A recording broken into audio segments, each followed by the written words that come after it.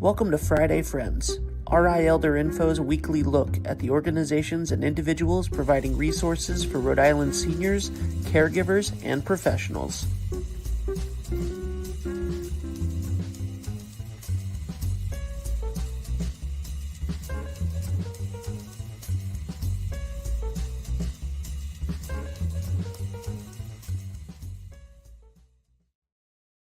Good morning, everyone. Happy Friday. It's 9:00 on Friday, and you are checking me out. Deb Burton, Executive Director of RI Elder Info. So you know what that means. This is Friday Friends, where every Friday I bring a guest on that is going to share information and resources that you or someone you care about needs to know about. So it's really important that you hit the like button and the share button and help us get the word out. As you know, April is Parkinson's Awareness Month, and Rhode Island has a disproportionate number of people who have been diagnosed with Parkinson's disease. So my guest today is going to be super important that we get this information and resources out to as many people as we can. Now, we could not do what we do here every week without the support of our sponsors. So we are extremely thankful to Point 32 Health Foundation, United Healthcare, and Oak Street Health, and Aetna. They are really amazing partners that allow us to do what we do every week in bringing you information and resources that you need to know about. And this live stream is looking good. Thank you to 321 Media. And if you visited rielderinfo.com, and I trust that you have, it is the most comprehensive resource for seniors, caregivers, and professionals. That is through the Magic of England Studio. So without further ado, I would like to invite up this week's guest, Carolyn from Rocksteady Boxing. Hi, Carolyn. Good morning, Deb. Thank you for having me. Yeah, it's great to see you. So April is Parkinson's Awareness Month, and Rhode Island has a lot of people who have been diagnosed with Parkinson's disease. Do you think that the incidence of Parkinson's disease is increasing overall, or do you think it's something that we're getting better at testing for? So, yes, I do. I do believe that it is increasing. There have been studies basically that came out just recently saying that, 60,000 people per year were diagnosed with Parkinson's disease, and now the number has increased to 90. Wow. So now we're looking at 90,000 people per year being diagnosed with Parkinson's. So that's a little concerning. The prevalence in Rhode Island, if you think of our population as about 1 million people in the state, we're probably like 0.5%. Okay. So I am not giving medical advice because I am not a medical professional. So I just want to make that clear to everyone. But I am versed in exercise and have been all my life. So over 35 years of experience in that realm. But I've been doing Parkinson's for 7 years. Wow. So a lot of information is out there, especially on the increase. Yeah, and I think it's one of those things, obviously, if you feel like there's something going on with your body, you want to talk to your doctor. Like that's always number one. Always. How does physical activity help people who have been diagnosed with Parkinson's disease? I'm glad you asked that. So with Parkinson's, we know that it's a neurodegenerative disease. So what does that mean? That means that, it takes over your, nervous system and your nerves, and some of your nerve cells die off. And so this does not allow you to move freely. You might create some stiffness in the body. You might not be able to move as quickly or tie your shoes or bend down or have that flexibility maybe that we once had. A lot of people think, it's old age, right? I can't bend, I can't tie my shoes anymore. Um, but once again, as you stated earlier, these are things that if you find certain effects that you're dealing with, go to your doctor, ask your doctor, bring these questions up to your doctor. Exercise with Parkinson's is crucial. So that keeps you more flexible. It helps you with your range of motions. It helps you with balance, gait, your flexibility once again, but also strength because we need to do activities of daily living. We need to carry those grocery bags up the stairs. We need to climb the stairs. We need to get up and down from a chair, from certain items, right? So we always try to incorporate using exercise flexibility. It helps to avoid any deterioration. It helps the progression of Parkinson's. So you can actually push back a lot of the side effects of Parkinson's by exercising. That is Just awesome. yeah, just think of the old analogy. I know years ago, my dad used to say, you have to keep moving. You know, the car, you have to keep running the car, right? You have to keep it greased. If you don't move it, it's going to get rusty, right? That's it. So Yeah. with your body, right? You have to keep moving and moving in all different planes. So reaching, standing up, sitting down for your legs, twisting. So when you get in a car and you're putting on your seatbelt, that's a twisting motion. You should be able to do that. You should be able to turn the head.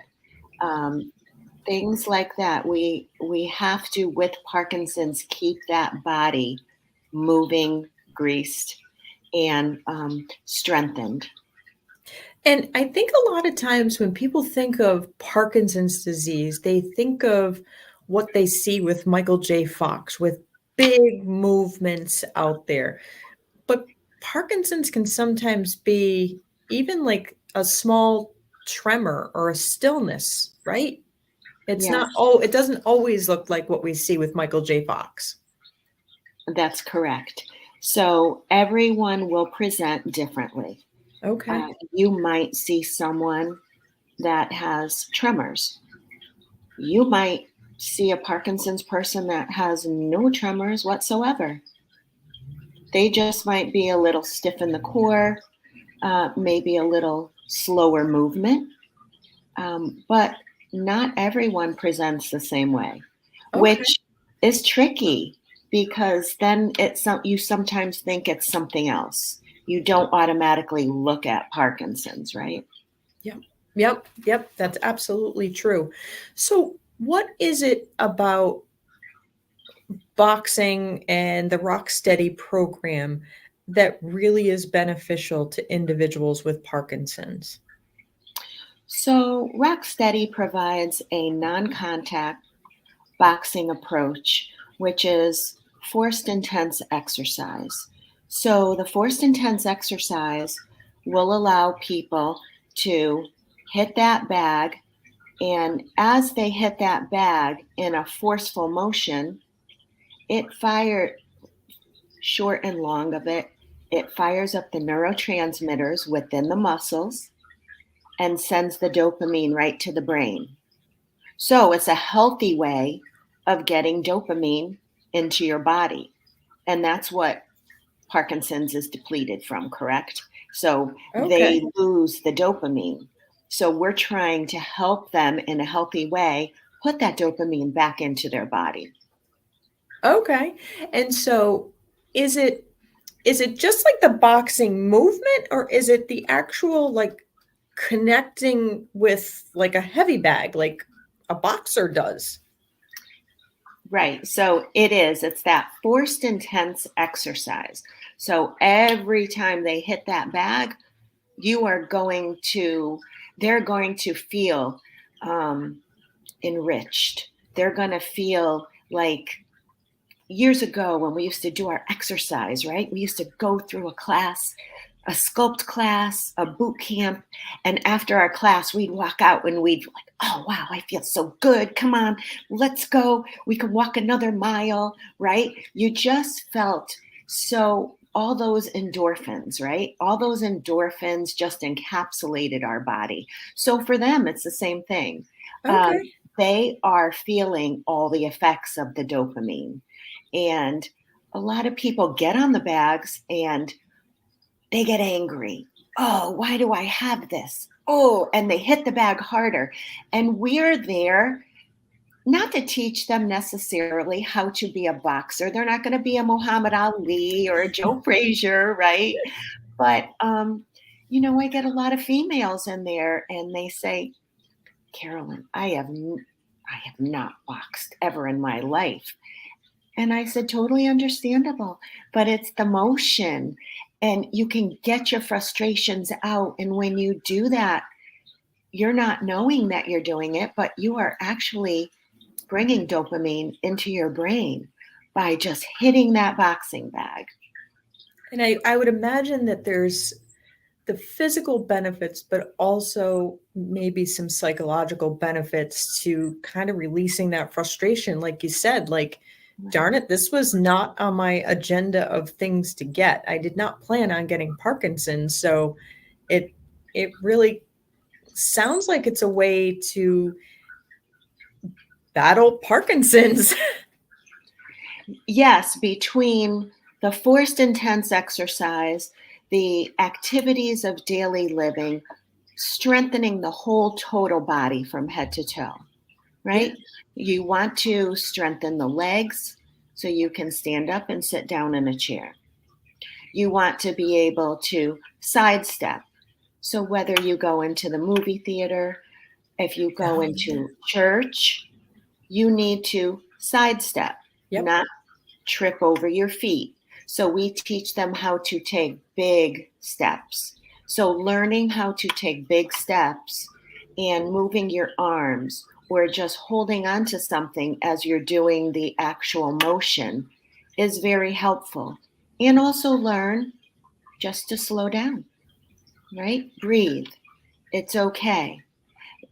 Parkinson's patients tend to get very anxious, which, of course, for all of us, when you're in a situation where you don't know what's going to happen or what to expect, sure, we all have a little anxiety, and that's totally, normal. It's really acceptable. And so we try to tell them, don't get anxious, breathe, and just go slowly. Think about what you're doing. If you're going into a movie theater and you have to take a side step, hold on to that seat in front of you, take that side step. If you're going into a church or a pew, if you're just going into a social event or even a restaurant where you have to pull the chair out and you sit in front of the chair, we tell them, make sure that chair touches the back of your legs before you sit down, because, you could have a joker in the group.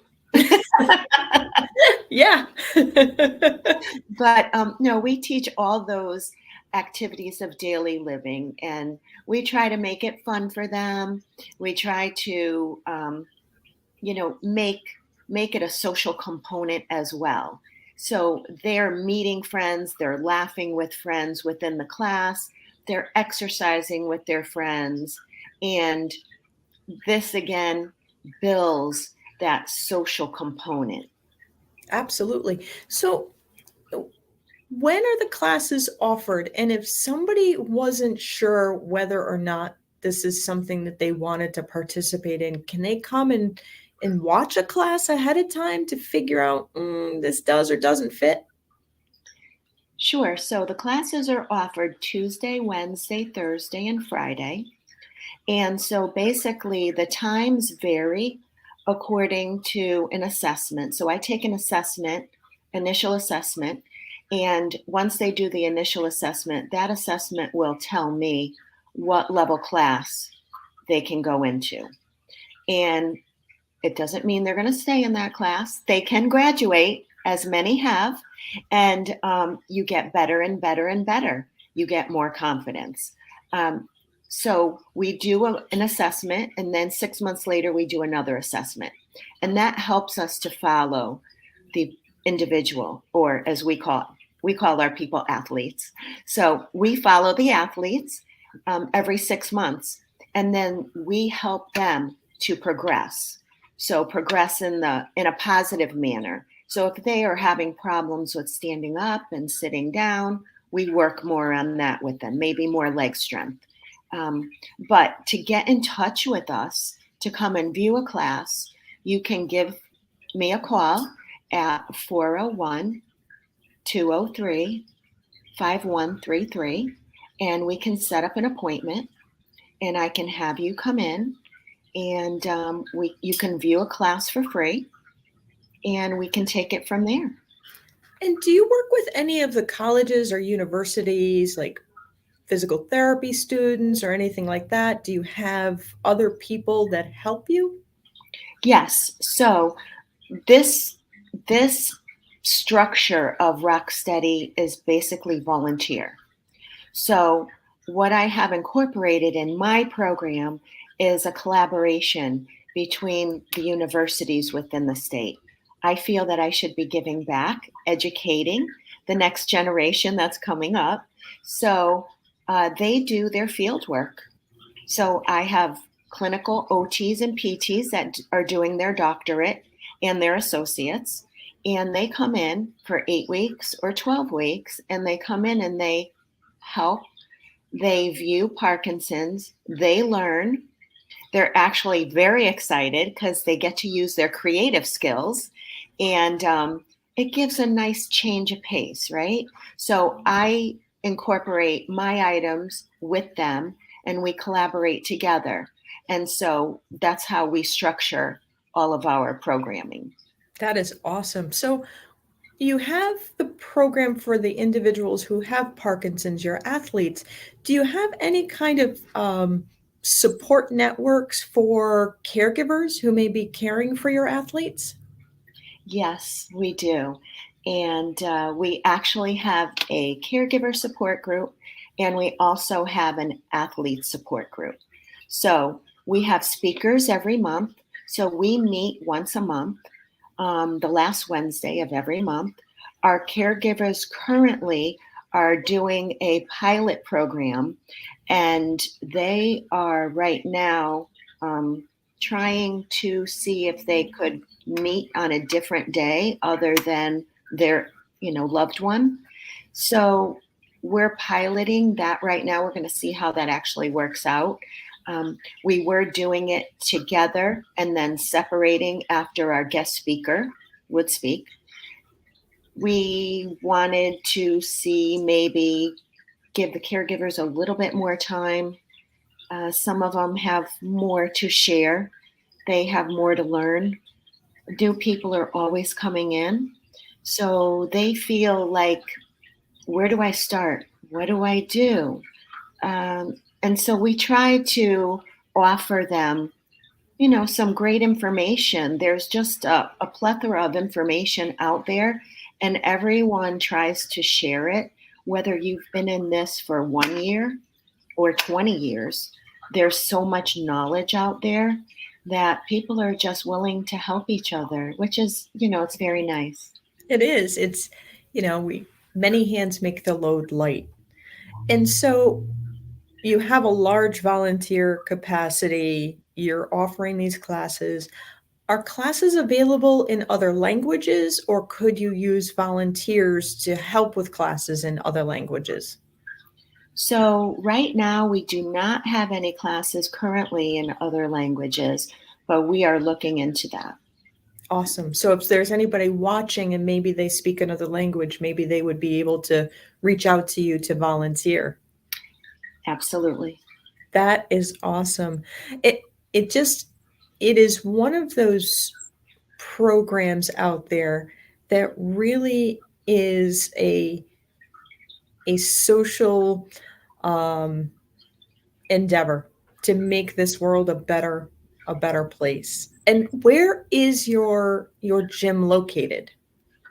Our gym is currently located on Route 2 in East Greenwich. So I'll use the Rhode Island directions. So if you know where the old Stanley Bostitch is on Route 2, right before Flood Ford, going south, we are on the left-hand side. So we're located at 2240 South County Trail. That is perfect. And you have the classes what days again? Tuesday, Wednesday, Thursday, and Friday. Okay. Is that during the day, in the evening, or kind of a mix? So we have them all during the morning hours. So there's a 9 o'clock challenge class. There's a 10:30, which is mid-range. And then we also have a 12 o'clock class. And that class is specifically for people with walkers and wheelchairs, but not only for them. It's for people that maybe are just moving slowly and they just prefer the slower pace. So they fit right into that class. And once again, based on your assessment, that's the class that you would be put in, either the 9, the 10:30, or the 12. That is awesome. That is absolutely awesome. And I have seen your athletes and the work that you do. I've been lucky to present to some of your groups, and the work you're doing is absolutely amazing. I really do appreciate it. Thank I, you. I, I'm glad that you were able to come on today to talk about Rocksteady, because it is an amazing program that you're doing out there. Thank you. And I just, if you don't mind, I'd like to share a quick story that was brought to my attention last week. And we have a gentleman that's in our 10:30 class, and he, all his life, has been a ski instructor since the time that his kids were born, and he taught his children. And so he came to me and he said, Carolyn, I wasn't here these past 2 days because I was in New Hampshire, and look what I was doing. And I know he always goes up there and he always skis, but one of his family members actually took this great video of him going down the slope. Now, I ski as well, but he far surpassed what I do with skiing. And he was going down that slope like so fast. And I was so impressed. And he said, because of this program, it took me 9 months to be confident enough. And that was his goal when he came in. So he said, I am so confident going down that ski slope, and my family is so proud of me. I've been doing this all winter, and now it's almost the end of the season. And guess what? Tomorrow I am doing a skiing fundraiser, and it's a ski race, and I'm in it. And I said, oh my goodness. So congratulations to him and all the others who have made such strides with getting back on the golf course and walking the beach and getting back out there and socializing with their friends and family. And I want to say that we always have to keep energy conservation in the back of our mind. Yes, and absolutely. That take us the longest, first thing in the morning, when you wake up, and then curtail it throughout the day. And meet those friends for lunch. Don't keep yourself in the house. Yeah. Right? We need to be proactive. We need to do things that are going to make us feel good and make us stay active, because life is not about sitting in a chair and watching the world go by. Amen to that. Be out there enjoying it. So absolutely. I love your having me. I'm so glad that you were able to bring your program and your positivity to the show today. Thank you. Thank you. So as you can see, this is an amazing program that is right here in Rhode Island. Carolyn is a wonderful person, a wonderful teacher, and I really do encourage you, if you are an individual who has been diagnosed with Parkinson's, to reach out to her. these programs may be a great benefit to you. And if you're somebody who's watching and you're experiencing some changes in your body, I really do encourage you to reach out to your doctor to find out what is going on. So I thank you all for joining me today. I look forward to seeing you again next week. In the meantime, be well and be kind. If you like this video, please follow us on social media and subscribe on YouTube. For more information, visit rielderinfo.com or call 401-585-0509. If you have any questions, email deb@rielderinfo.com.